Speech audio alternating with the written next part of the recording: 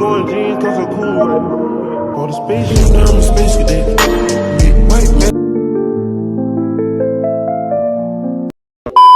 Assalamualaikum warahmatullahi wabarakatuh. Halo semuanya, perkenalkan nama saya Rizky Nawati dari kelas 11 IPA 1. Di sini saya akan menjelaskan tentang pergerakan kebangsaan Indonesia, kebangkitan bangsa Timur, nasionalisme Asia, imperialisme, dan kolonialisme yang sangat merugikan bagi bangsa Asia. Ada yang tahu tentang imperialisme dan kolonialisme? Imperialisme adalah suatu bentuk penguasaan oleh suatu negara atau kelompok atas wilayah lain. Kolonialisme adalah suatu bentuk penguasaan oleh suatu negara atas wilayah lain melalui pengiriman pasukan dan penempatan pemerintahan. Pada abad ke-20, bangsa Asia mulai membangkitkan semangat membebaskan diri dari cengkraman imperialisme dan kolonialisme. Bangsa Asia mulai memperjuangkan kemerdekaannya dan membebaskan diri dari cengkraman imperialisme Tiongkok menjadi negara merdeka. Indonesia bebas dari penjajahan Belanda. Konsekuensinya, dari pergeseran definisi nasionalisme membawa konsekuensinya bahwa negara tidak lagi bergantungan pada identitas nasional. Ada yang tahu artikel lengkap tentang pahlawan? Artikel lengkap tentang pahlawan ada 5. Yang pertama yaitu komunitas Jawi, kelompok etnis minoritas yang tinggal di sepanjang perbatasan antara India dan Pakistan. Dikenal karena keterikatan mereka terhadap agama Hindu dan tradisi budaya mereka.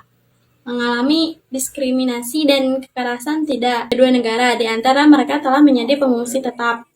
Tetapi memperjuangkan hak-hak mereka dan berusaha untuk mempertahankan budaya dan tradisi mereka. Yang kedua yaitu Mahatma Gandhi, pemimpin kemerdekaan India yang terkenal dengan CV-nya tentang perlawanan non-kekerasan, yang pemimpin kampanye non-kekerasan yang sukses melawan dan menjadi inspirasi bagi pemerintahan Inggris.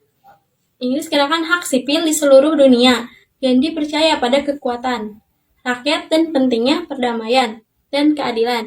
Yang ketiga yaitu Sun Yat-sen, lahir pada 12 November 1866 di Kiangchan yang kini disebut Zhongshan. Ketika Sun Yat-sen berumur 13 tahun, saudaranya Sun Mei yang bermigrasi ke Hawaii sebagai buruh membawa Yat-sen ke Honolulu untuk menempuh pendidikan di sekolah misionaris. Pada 1833 dia pulang ke tanah air untuk belajar di sekolah Keuskupan di sekitar Hong Kong dan dibaptis oleh seorang misionaris Amerika selagi menyelesaikan pembelajarannya.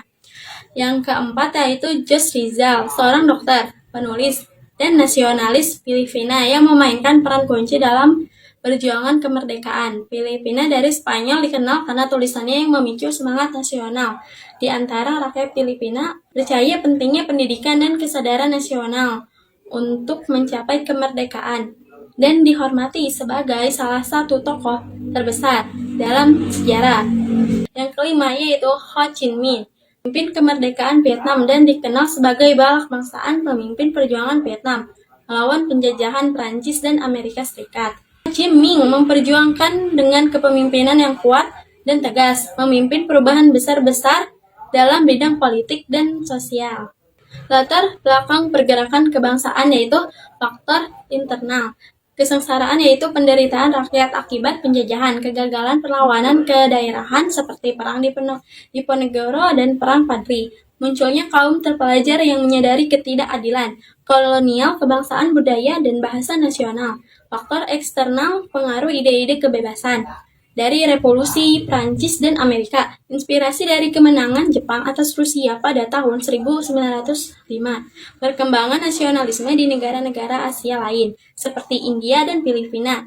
Tahapan pergerakan kebangsaan Indonesia, pergerakan nasional Indonesia berkembang melalui beberapa tahap, yaitu tahap awal dari 1908 sampai 1920, bersifat moderat, fokus pada pendidikan dan membangun kesadaran nasional. Tokoh dan organisasi. Yang pertama Budi Utomo, organisasi modern pertama yang fokus pada pendidikannya dan budaya Jawa. Yang kedua Sarekat Islam, organisasi yang memandukan isu sosial, ekonomi dengan agama. Yang ketiga Indescape Party, organisasi yang secara terang-terangan mengusung kemerdekaan Indonesia. Tahap radikal, perlawanan lebih tegas dengan tuntunan kemerdekaan.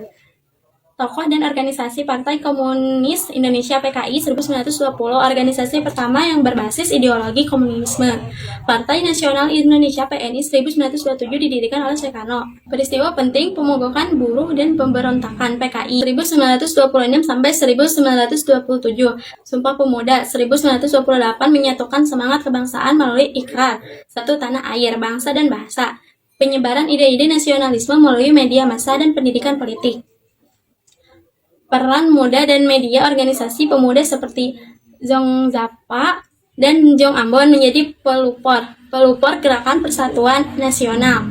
Reaksi pemerintahan kolonial, penangkapan tokoh nasionalis, pembubaran organisasi, perbedaan strategi, perpecahan antara kelompok moderat yang ingin berjuang damai dan kelompok radikal yang menginginkan perlawanan langsung.